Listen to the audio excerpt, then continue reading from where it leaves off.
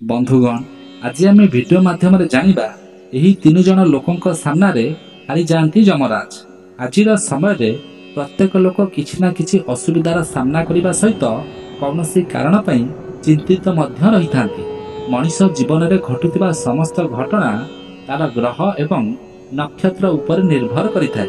प्रत्येक लोक निजर जेकोसी भी समस्या सामना को आसबार देखिबा परे एहार समाधान करने पाई ज्योतिषक पाखक जाइथांती। ज्योतिष शास्त्र अनुसार 12टी राशि थिबा समय सेथि मध्यरु मात्र 3टी राशि थांती जो मानकु महादेव रक्षा करिथांती।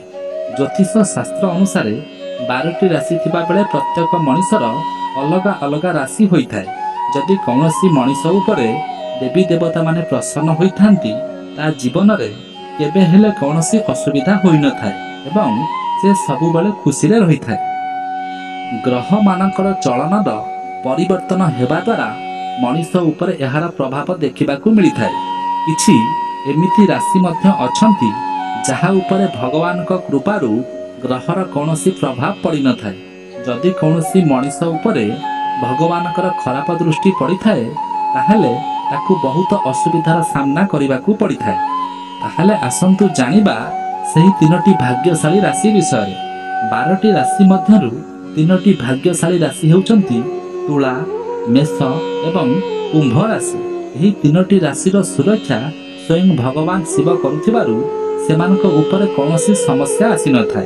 तांकर समस्त दुख एवं चिंता को महादेव दूर कर दे थांती। यही 3टी राशिर लोक माने जे कौनसी असुविधार सामना करिबा समय भगवान शिवंकर आराधना करिबा निहाती आवश्यक। प्रति सोमवार दिन शिवलिंग क्षीर ढालिबा द्वारा यही 3टी राशिर समस्त मनस्कामना महादेव पूरण करिथांती। भगवान शिव स्वयं मृत्युंजयी होइथिबारु तांकर आशीर्वाद द्वारा यही 3टी राशि आगरे जमराज भी हार मानि जाइथांती।